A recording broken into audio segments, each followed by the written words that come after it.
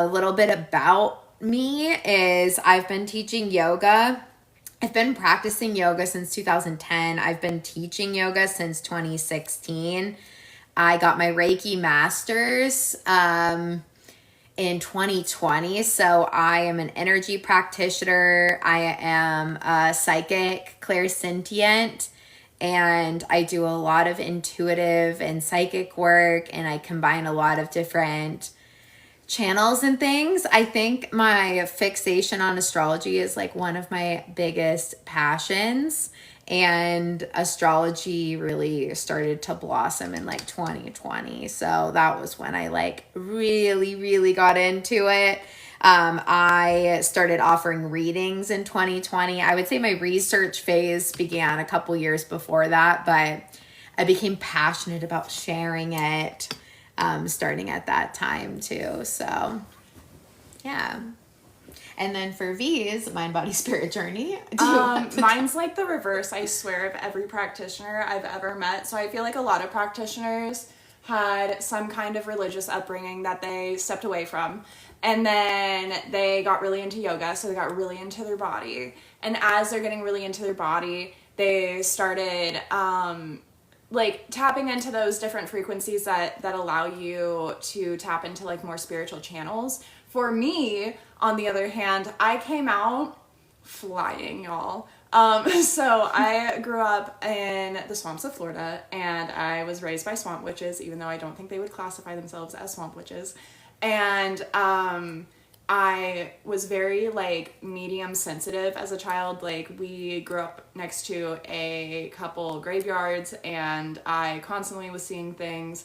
The woods themselves had a lot of spirits and energies in them that I interacted with constantly, and I just thought it was like normal things, you know?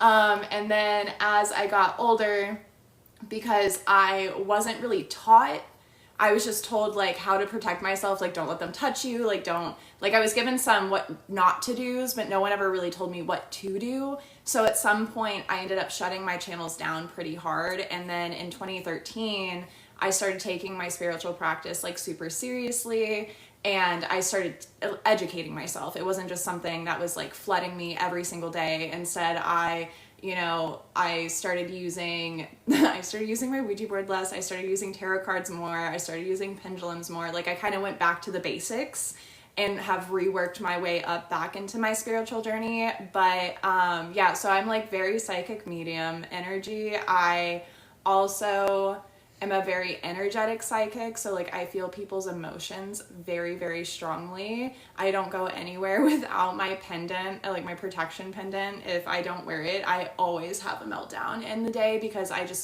people's energies just absorb into me very fast, and I don't always remember to like check myself, like is this actually me feeling this, or just someone around me feeling this?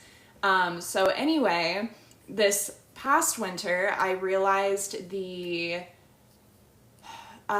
benefits of having a strong body connection to go along with my spiritual connection. And so I am officially 200-hour yoga teacher certified as of like a month and a half ago, which feels really, really good. I'm working by the end of the year, I'll be 500-hour teacher certified and also somatic healing certified, but I'm still like in classes for that. Those are slowly coming to me. But what my biggest part of my journey has been the last couple years is getting my mental health in check. So I know the difference between like a mental health channel and a spiritual channel.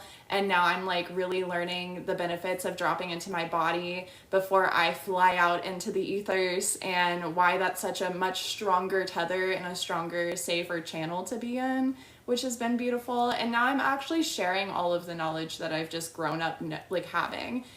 Which is probably the biggest step in my journey, because I've been a solo practitioner since 2013. I did go viral on TikTok back in 2020 because I made a one-off video kind of being like, here's things that happen as a witch with non-witchy roommates, and like it ended up taking off really hard. And then I panicked because I never planned on actually sharing any of this with the world, but it turns out it's very much so along my path, is to like just be mystical and spiritual and embrace that. And even if people think I'm weird, like that's their problem, not my problem kind of vibes. So yeah. And then Jen, I've always been into astrology, but I couldn't quite get the nitty gritty many details of astrology until Jen came into my life, and the way she verbalizes everything really sticks in my brain. So after being together for a year and a half, I feel like I am on my way to also being an astrologer. I kind of do like personal breakdowns for our friends. All of my friends just went through their Saturn returns. I think officially I was the last one of the group, so like everyone's officially past the Saturn return point. So I've been doing like transit breakdowns for everybody, but I'm not quite anywhere near where Jen is when it comes to astrology, but I still know quite a bit, and I really enjoy having it as an outlet for being an autistic human and like really struggling with social cues. Like if I can just get people's big three, I feel like at that point I can kind of understand the energy that I'm receiving. And even if it's not an energy that's like landing well with me, if I'm like, oh, okay, but they're in Aries, like it does actually help my autistic brain a lot to not like overthink like what social cue am I missing. Instead I'm like, okay, this is their energy. All right, I can work with this. I'm way less of kind of a recluse because of it, actually. Like I stayed in my house for a long time just because like social cues aren't the easiest for me, and I feel like having astrology has made me like bold back into the world, which has been really nice. Yeah. Hi, Lisa. Good morning. Good morning. Yeah, I think for both of us, it's definitely a mind, body, spirit journey. I think we all kind of go on a mind, body, spirit journey in some way. I think for V, it started off very spirit. It went spirit, mind, body for me, which is crazy because like the more I talk to all of my other practitioner friends, it's usually either mind, body, or most likely body, mind, then spirit. Mm-hmm. Yeah, and we've had a lot of deep conversations about that. Like, I think some of the spiritual, if you go down that rabbit hole, like, really strong, and you do not plug in enough into your body, you have exactly what happened to V, of feeling, like, very disassociated and, disconnected and really struggling, because the spiritual channel is so vast, and I think a lot of us were given very strong spiritual gifts that are just more enhanced early on. We're also not taught like they used to. Like our generation is so...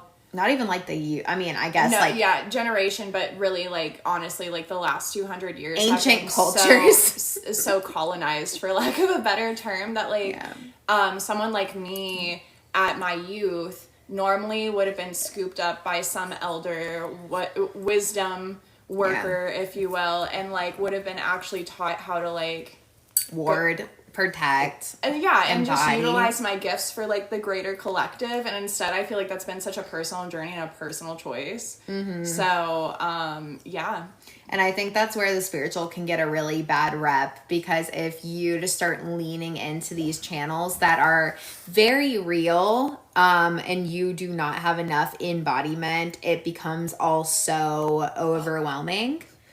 But if you also like, I think it's beautiful. It's a combination of like doing the mental health work, doing the body work to where you're actually like understanding the sensations of your physical form, and then also doing the spiritual channel where you're getting like that divine assistance, and you're understanding that this is like so much more than what it just appears to be, what we are a part of. And so, yeah, that is the mind, body, spirit journey to me. And I like to share pieces of all of it. Good morning. We're live on 2 different things. Yeah, a little bouncy back and forth. But let us know where you're at in the world and what your name is. We're trying to create more space to go lives. Yes. There's lots of good scientific knowledge mixed in with our spiritual, because both can exist at once. I feel like there's a lot of people who think you can either be woo-woo or believe in science, and we are people who are both. Mm-hmm. They both go hand in hand. Science explains what the woo-woo knew before we knew. I love that it keeps like vastly like catching up like to the expansiveness that is spirituality. Endlessly funny.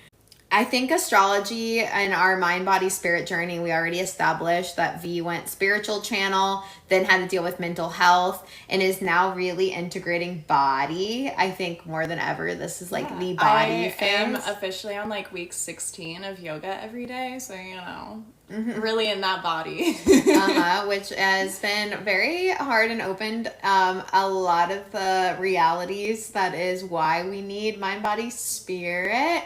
I started off like so nerdy in the body because I did physical therapy and I was like amazed by the human body. I think physical therapy was like such fun school because it's very kinesthetic, like learning. So it was really fun just to get to like feel and touch and move the body. And I was just like so amazed by how intricate our body is. And I dealt with like chronic pain most of my life.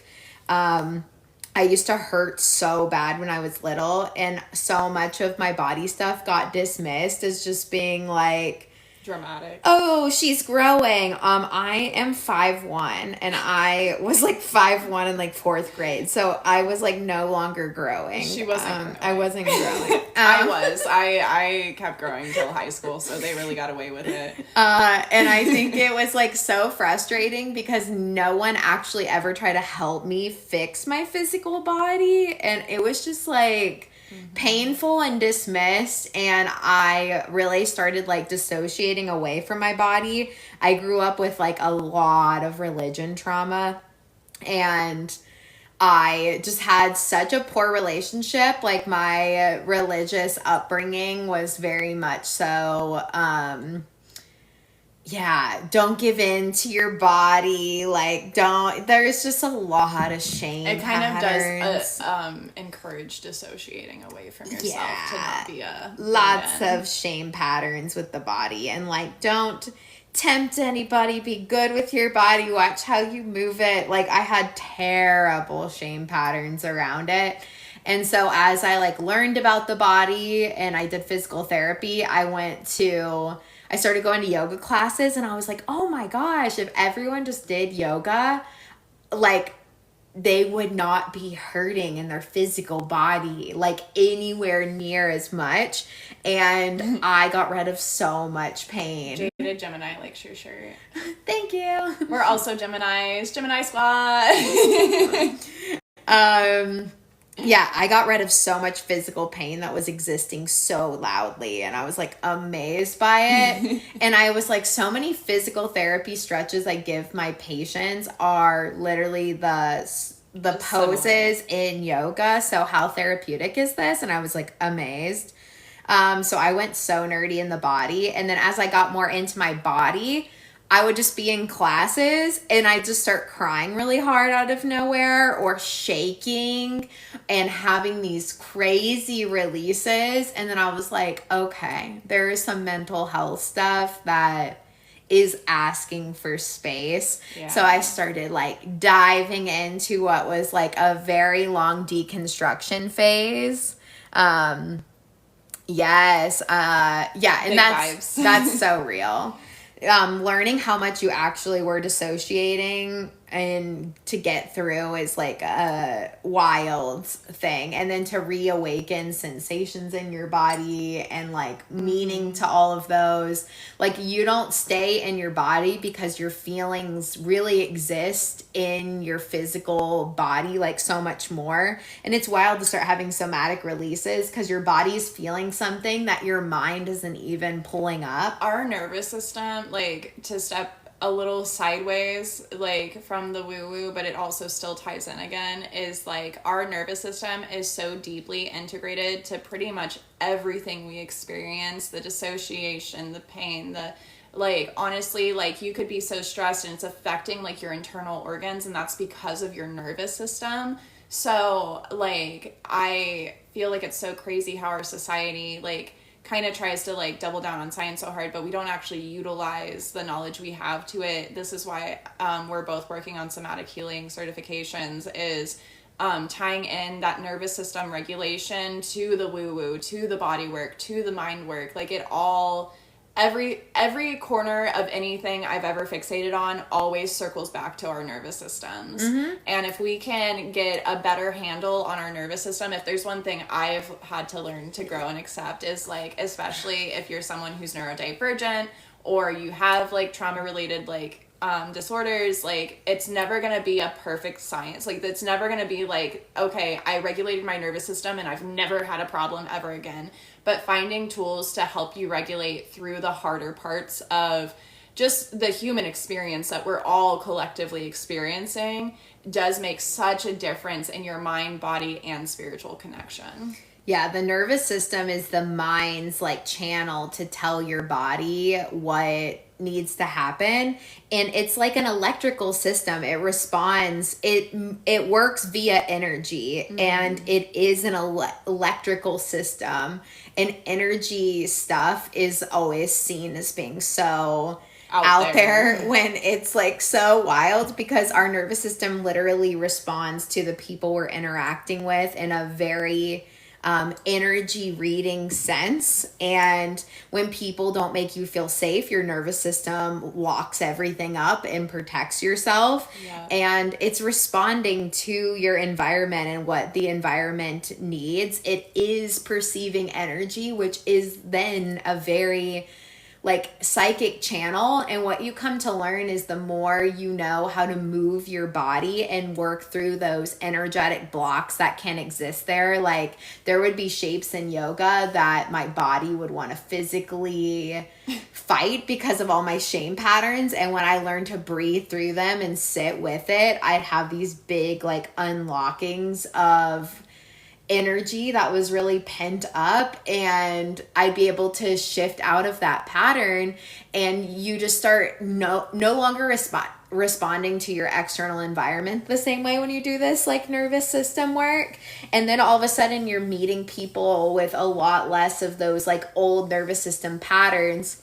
I also think when you're giving your body a space to release, like there's days where like I'm having a really hard mental health day and Jen's like, what do you need? And my brain's like, I just need to do yoga. Like I just need to move, and like, you know, my body's hurting. I don't feel good. And like we went to a class the other night, beautiful, beautiful class here in Asheville. And I literally cried the entire class, and like it was met with so much like love and understanding, because I think if you do yoga consistently enough, like I think we've all had one of those cry classes. I've never done it in public, but that was a first for me. But it was also met with so little judgment and so much love, and just like there was space to like hold if I wanted to share, but at the same time, like there was no judgment for me just sniffling over on my mat by myself. And like it was an emotional release that if I didn't make my body move, I was just penting up. And when you have all of that pent up inside of you, like and we all do it at different points, and it's not necessarily like bad not to release at every given moment, but if we don't give our bodies opportunities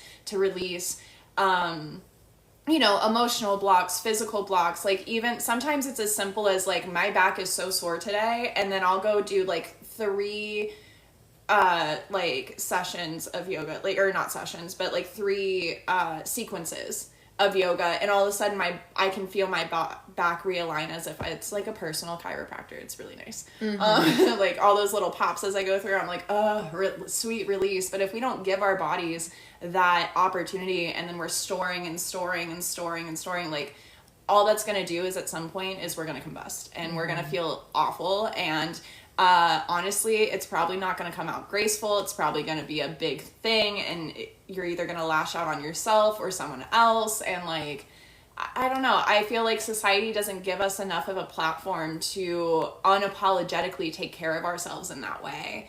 So I really love our brand and what we're building, because it is like kind of reminding people that this side of yoga isn't just like, oh, do yoga and all of a sudden your mental health is clear, but it's like reminding your body to come back to itself, like check in periodically, and that there's a lot of fun and play in there, and there's a lot of energies in there, and every single side of you is so valid and so worthy of being seen and heard and given space, even if it's just 20 minutes like in this moment of the day.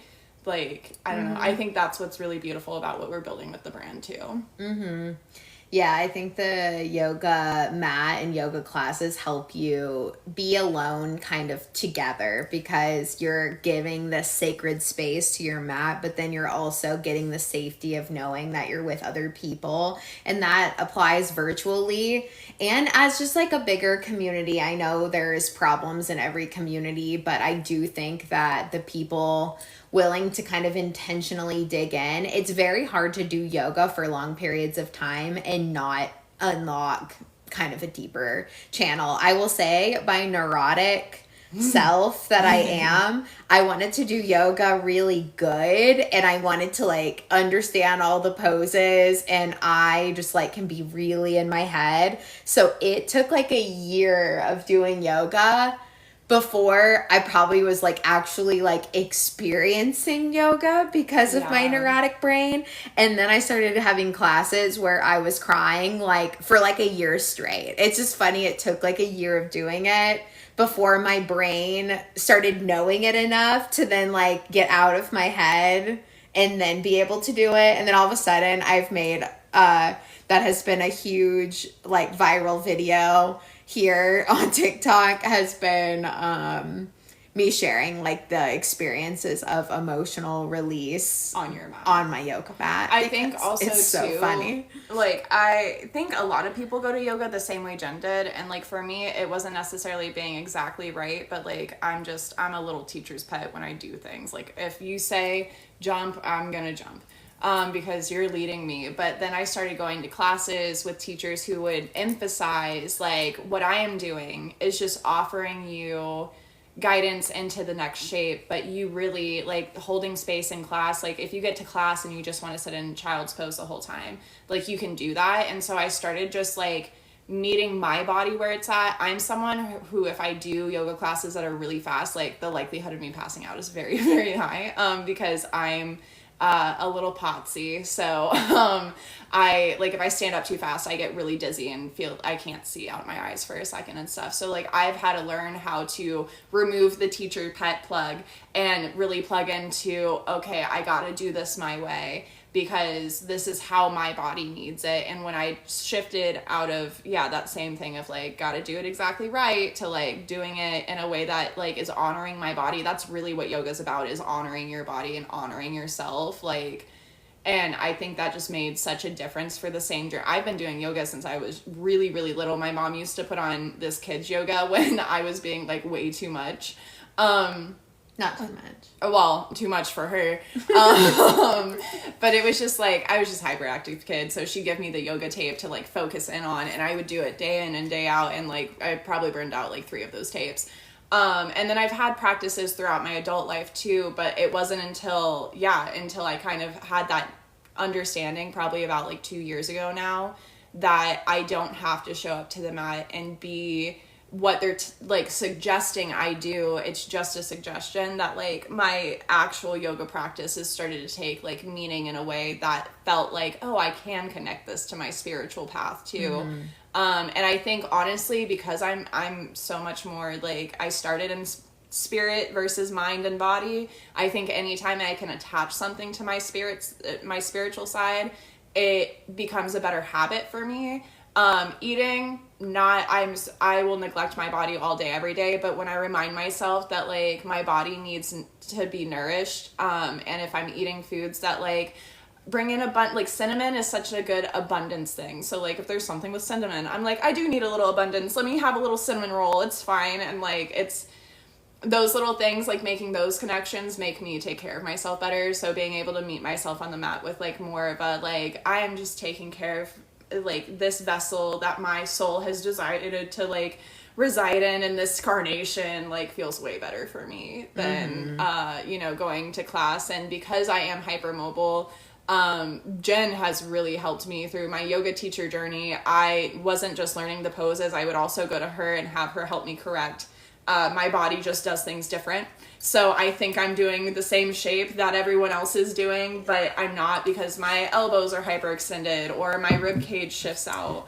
And so like it's been hypermobile. Really, really such a game changer to like know when I go into, say, down dog, like I need to tuck my rib, and like there's all these little minute details I would have never known if I didn't have Jen's little PT brain being like, actually, your body's not supposed to do that. And I'm like, oh, okay. All right. Thank you. I try to teach very body focused so that it actually is feeling good. Everything you said, absolutely for yoga. Another thing I wanted to... Chris said V being hyperactive, very unlikely. Yeah, people think that half the people that do yoga are calm, and it's very much not. No. And it's a good moving meditation. Like, a lot of people, when I say I meditate every day, they're like, oh, I can't sit still. And like, I mean, I can sit still, but what really, like, even just moving through the poses, I do yoga 9 times out of 10 if I'm participating in a class versus teaching a class. I move throughout my entire class with my eyes closed as much as I can. I think the only time I kind of crack them open, and at that point it's like a very soft gaze on the ground, is when I'm doing balance stuff. But like it becomes a meditation just going through the movements. And I think if you've been really dissociated from your body for a really long time, another problem is you really don't know how you're actually feeling. And this was like so real for me on the mat too. Everything V said, plus the fact that because I didn't really know how I felt, because my feelings were all intellectualized, because they weren't embodied, because I was dissociating so much of the time. I think what yoga also called awareness back into was understanding what sensations actually meant in my body. So realizing that because I was so disconnected, I wasn't even piecing that certain sensations actually equal a feeling. And maybe that is wild to people, but it is wild to have to go back and rethread sensations and be like, oh, this sensation actually is like more of a yes. This sensation is actually more of a no. This sensation is telling me that something is feeling like I should lean into it. This sensation is feeling like no. And like, I didn't even have, like, I was like kindergarten sensation feeling level, and I'm like in my mid-20s when I'm like unpacking this. So 30. Yeah. Me. Like, I feel that, like, and again, like, I don't necessarily think that's a shortcoming on our end if you're also in this chat and you're like resonating and you're not a youngin'. Like, it's not a shortcoming on all of our ends. I think that society kind of doesn't want us to feel. Yeah, they want us to be dissociated, yeah, because then we just keep going to work, and like that numb out is like more efficient for them. But like the reality is like, again, we're human beings, we're not robots. Like, we are taking, when we dissociate so far, and I know this is a pot calling the kettle black because DID, but but like when we dissociate so far out, like what we're doing is robbing ourselves of the human experience we came here to have. And yeah, we are into all things mind, body, spirit. So we're really discussing just kind of the level of dissociation and how yoga kind of like helped us within that. And I know there's people that didn't have that, but I think if you had any kind of like childhood trauma, like I think you have dissociation within you. I don't think there's many of us that are not in high levels of dissociation. And like you said, I really do feel like it's so much because of the society we live in and the expectations and just how our system kind of operates from like a very young age. It gets very hard. We're not taught even feelings in school. If anything, we're taught to ignore a lot of our stuff and learn to like listen and pay attention. And what is seen as like normal behavior is being able to operate well within the system. Yeah. And that's so bad. Yeah. In order to like function well in the system, you have to dysfunction from yourself. Chris said connecting physical sensation to emotional sensation is tough though. And it really is. I think that's why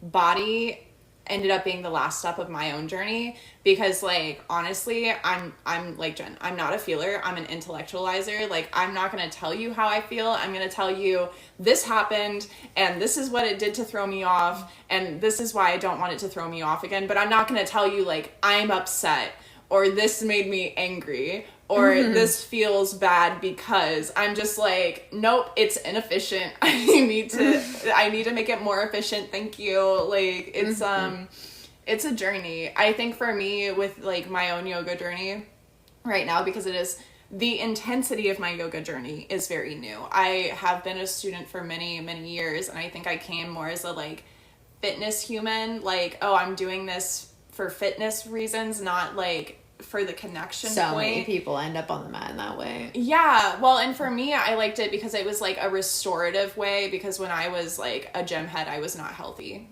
Shocker. I went like way too hard. So yoga classes were my way of still feeling like I checked off the need I had in my body, but it was like restorative in a way, but it wasn't, because it was always power yoga, but like, it's okay. We can pretend.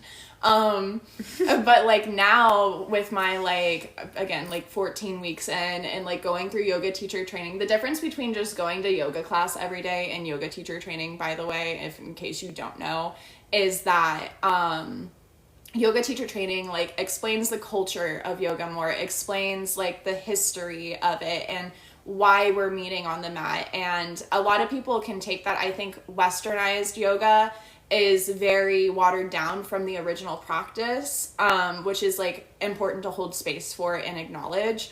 And so they teach us all of that in yoga teacher training. So not only was I like connecting to my body, but I was actually connecting to this very ancient practice more. Like honestly, something that I've had to rewrite for myself is some days in this last 14 months, my yoga has not involved any movement, because originally yoga was just basically meditating and sitting in a space of stillness for as long as you needed. I mean, monks obviously do it for like hours, but like some people would do it for 30 minutes a day. So there are some days where like I get to the end of the day and I don't do a physical movement yoga practice. Instead, I'm just meeting myself where I'm at for maybe 5 minutes and just sitting in what does it feel to be present with myself in this moment, and like just take the screens away, take the rapid processing away. I have a reading problem. I read like 4 books in the last 48 hours. So like I am constantly giving myself input. So meeting myself on the mat, even if it's in stillness, is just a moment for me to recognize the importance of being present. Going into health and wellness, and then going into yoga, and then being like, oh, this is going to bring up a lot more than just the physical body, just stuff that you think it's going to, which is kind of beautiful. Like, I really remember early on, and Oriana, I also know you went through like the physical, you went through the yoga channel first and then physical therapy, but it's just hilarious that I just felt like so early on, if everyone could just get on the yoga mat, I think the yoga mat is already going to like do the work in itself to make you face the things, because yoga is just calling you to look inward,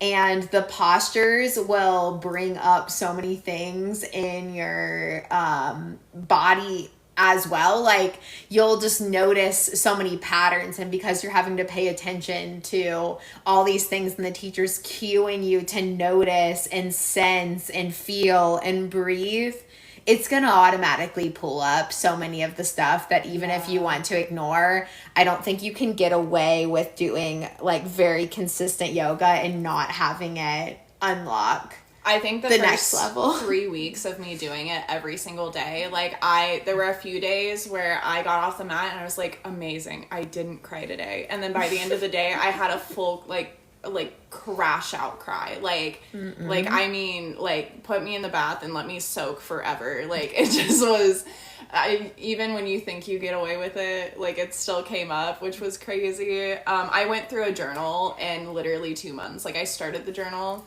And it was about the time I started taking yoga teacher training like super seriously, and literally 2 months to the exact day, that entire book was full because just so much kept coming up on the mat. And I was like, I have to write this down or I'm not going to remember.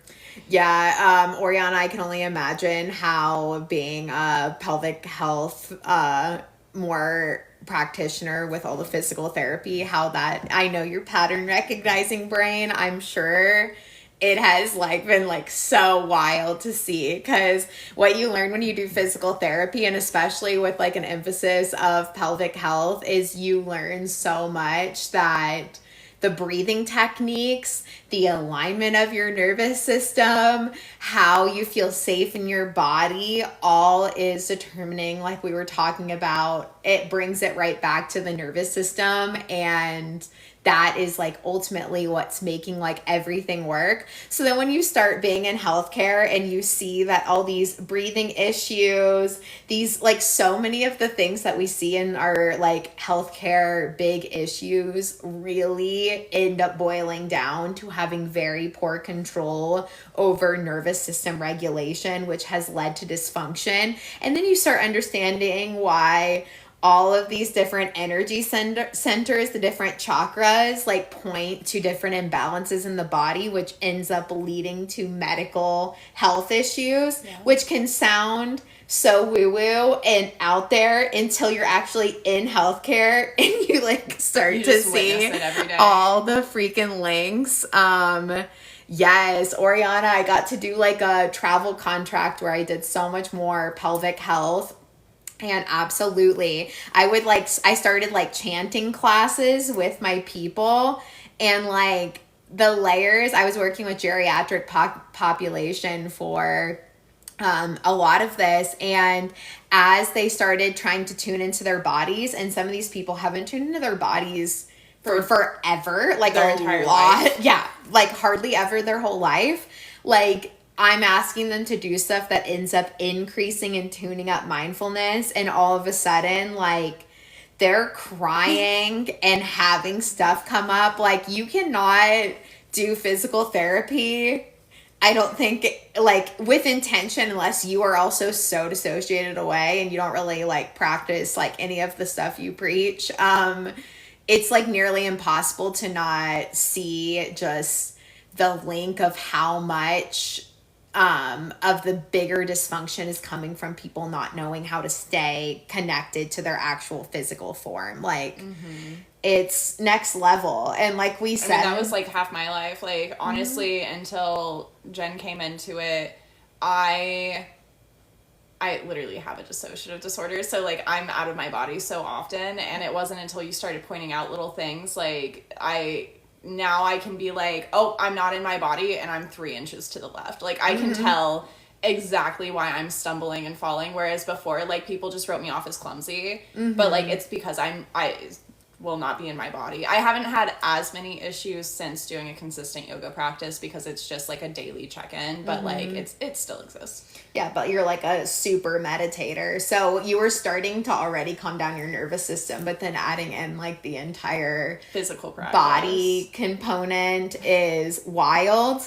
It's also so wild in healthcare to like see people's defenses. So I've tend to work with like an older population. I've done sports medicine and a lot of like younger clientele too, which it's so cool to get to help people younger, but it's also a wild experience to work with an older population where you're actually not only dealing with a person that hasn't been in their body like a big chunk of their life, you also get to see people's defenses for self-protecting. So I'd have, you have healthcare clients, like they can't even stand and walk and they need me to help them like a lot. And these are people that haven't received love and help or given love and help to themselves their entire life. So you're not only dealing with someone that doesn't know how to be in body, they also have like no sense of self. And you're also meeting all of those deflection and protective patterns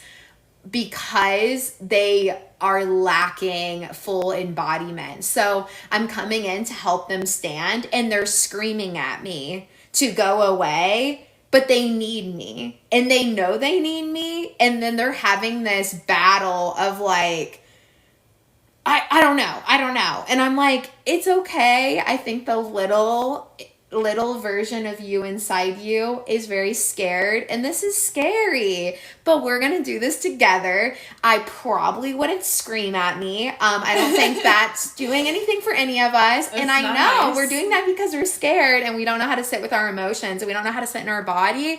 But right now, I'm your girl who's gonna help you stand. So let's come up with a little consensus where we're not cussing me out and we can do this together. So I'm literally dealing with your like, you know, problematic uncle, grandparents, the people that literally have no coping skill. And now the universe is finally giving them a moment where they have to look at themselves in a deeper way. And whew, what a freaking journey that is to experience. And then it all ends up like linking so full pattern to all the stuff. And it makes me really proud of the people like willing to do the work while they're younger, even though there feels like endless excuses to not show up because life is so busy, and it feels very inconvenient when you're feeling more things because feelings slow us down so much, and we can't move through things the same efficiency because we are not numbing out. And it seems like a huge inconvenience, even though it's the reality that we are supposed to live in. So doing that work younger is so freaking important. Well, and I think it's also important to talk about. I feel like a lot of people feel like, I know I've talked about like, you know, I've been doing yoga consistently for weeks on end now, but like at the same time, like I think there's an important like moment to pause and acknowledge that like it's okay if you cannot be that neurotically consistent. Not all of us have Virgo stelliums. But like also too, it's okay if your check-in is once a week. It's okay if all you can do is once a month. Like, at least you're still showing up for that moment. We have people in our community that literally we might see once a month. Otherwise, they try to check in every other month. And when they come back, like, they are more than happy to be in a space where they know they're safe to, like, take up space and share what's going on, share what's happening in their body and their lives, what they're working on. And we may not see them for another 2 months, but like they're still coming and they're still, you know, showing up when they can. And that is just as valid and just as important as someone who can make space to do it every day or every week. Like it's what works for you in your life, but it is still important to show up for yourself. Yeah, and what you were saying to Lisa, to comment on that, like, it is, we do resist movement, like when it is too scary to be in the body. And I think there is portions of life, like that dissociation really serves you to be able to like exist, but it's also being able to recognize like, oh, this is a challenge for me. And without being in my body, it's a lot harder to even connect to people because I have no connection to myself. But there can be times the stress level is so high that unlocking the portal of starting to connect that is huge. And it's wild. And what we learn in pelvic health, like therapy and the connection to mind and body, and what you realize in yoga is when you are in those high levels of dissociation and trauma body, you will like lock everything out. You won't even want to like look to the side. You like, don't want to be touched. Even scanning your eyes across the room is hard. Like your body holds this physical pattern that like any movement is going to start to bring up emotions because the energy lock is now so like blocked in. And that is why yoga usually ends up creating so much, is it's taking us out of that constant trauma response of fight, freeze, fawn, and it's telling our body we're actually safe. It's activating a whole other branch of your nervous system. Oriana and I created a 30-day regulation reset program. It was so fun not only to create but to run the program of doing 30 days of like 5 to 10 minute practices, like little things. And what you learn as you start to learn nervous system work is so much of what down, like, regulates you into your body. Sometimes there's a balance of like up and down regulation.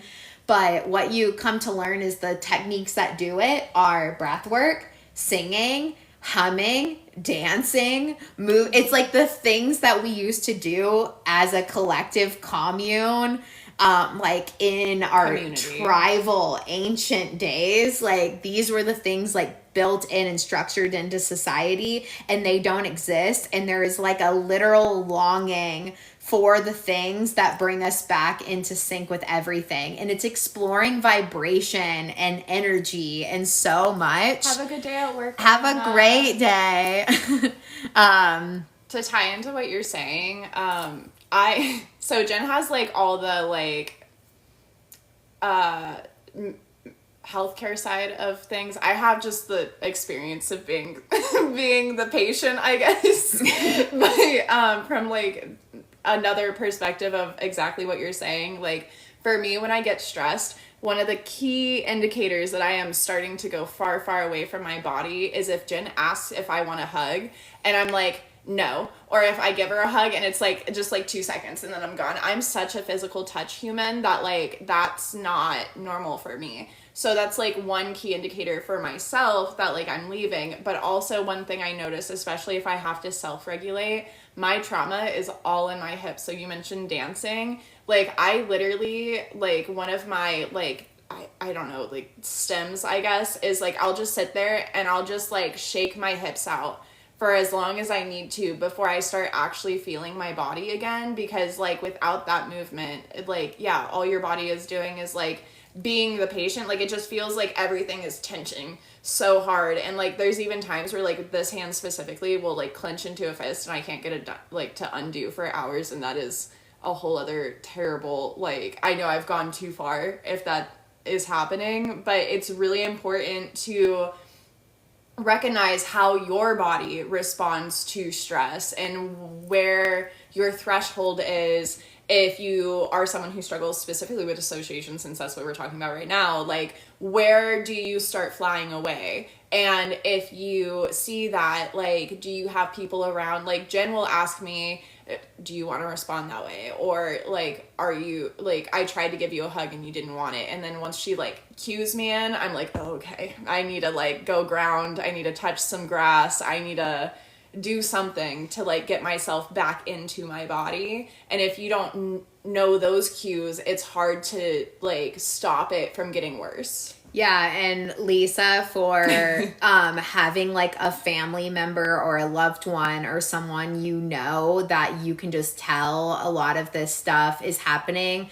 I think a few things that can be extremely helpful when you're seeing that pattern in another person. Obviously, it is a very inward journey. I think people getting a good example of you living that for yourself is so important. And the more you embody it yourself, there's a different way they'll be perceiving your energy. I feel like that way can be even extra triggering at first to people when you work on yourself, because it ends up creating different patterns of how you're relating and showing up and interacting. It also just causes a ripple effect. We see it all the time, like by Jen and I just embracing our authentic selves, both individually and together, like what that ends up causing, not like, you know, like we're pushing people, but like just people witness us and then watching all of a sudden, like Jen starts holding boundaries better, and then all of a sudden we notice 3 or 4 of our friends are also holding better boundaries. And it's just because they've been able to witness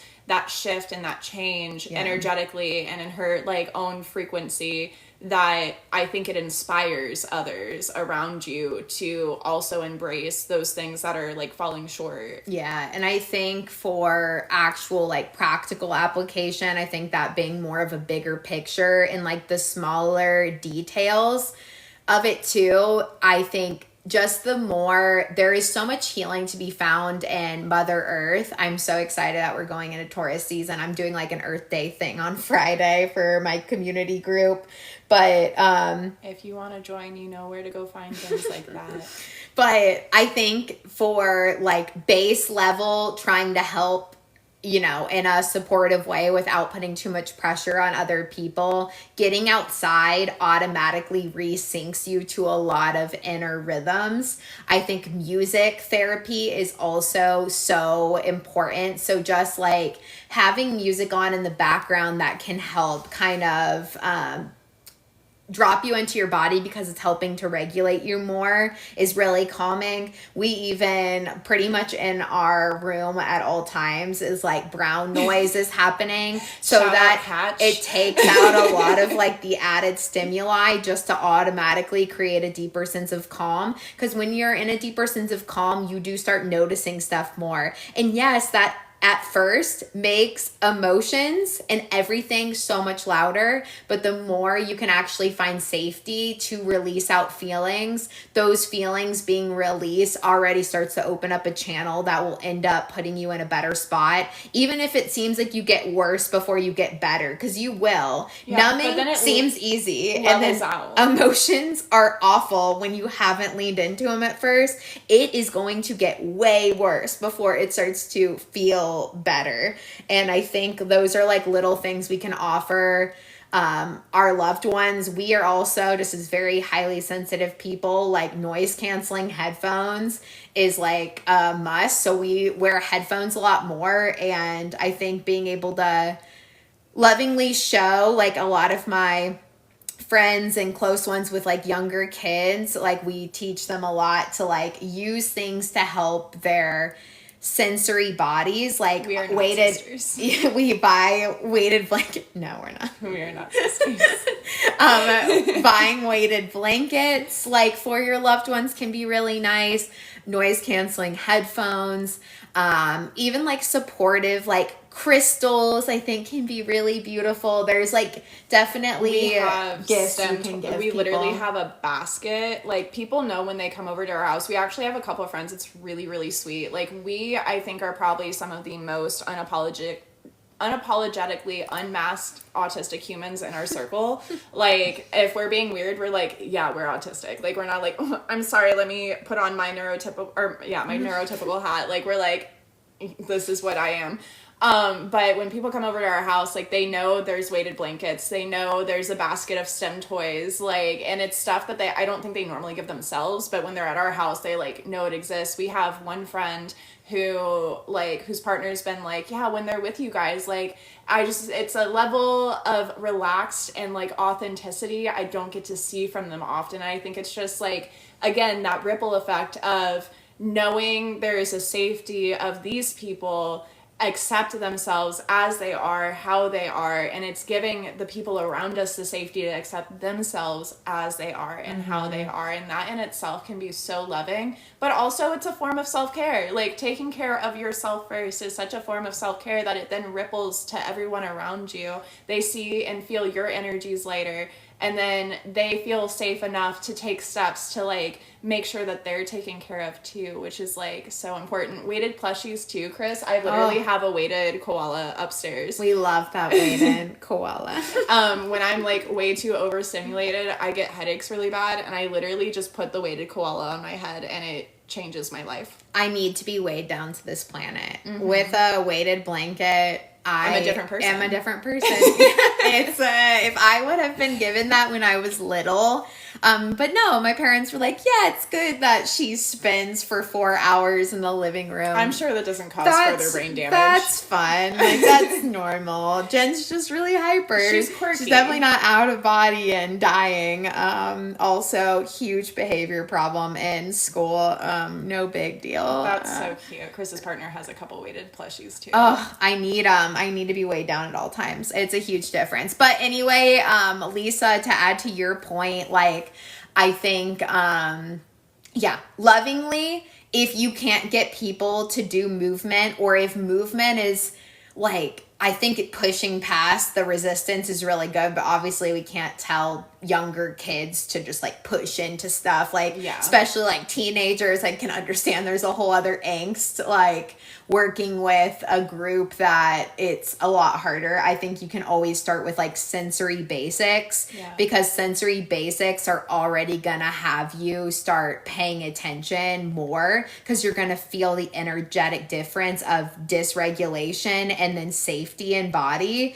And then the people around you also like are like giving you your nervous system blueprint. So I think the more we can just work on ourselves lovingly, that also is a beautiful way we can provide support. So we have covered so many topics. I feel like mind, body, spirit ended up being the theme of today. Like all of this really summarizes down into that. Thank you guys for hanging out. If you have any final questions, we're staying on just a few more minutes. And thank you for holding space and listening to all the mind, body, spirit stuff, because it really is so beautiful. If you want to join our Taurus flow,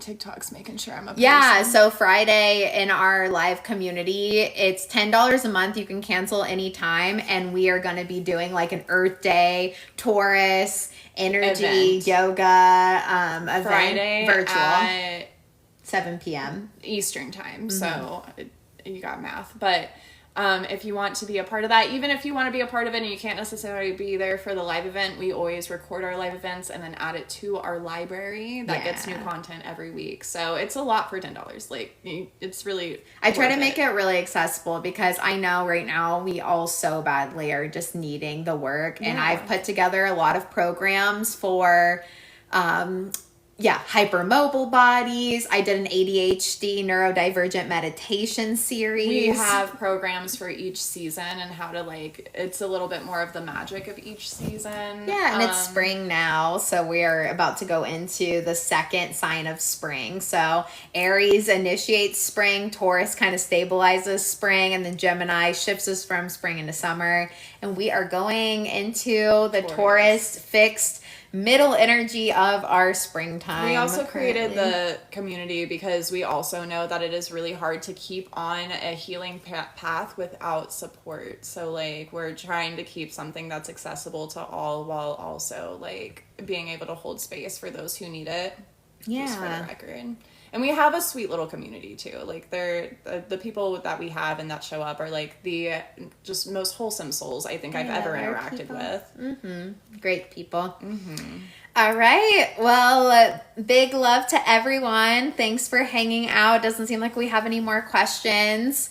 Make sure you support us on all the things. We'll be back on Senseful Wellness's TikTok tomorrow. Yeah. And I don't think drop it in the chat, Chris. I don't know how much longer we're actually going to have this platform, so that is why I wanted to be here so bad. So thank you guys for hanging out. Sending lots of love to you.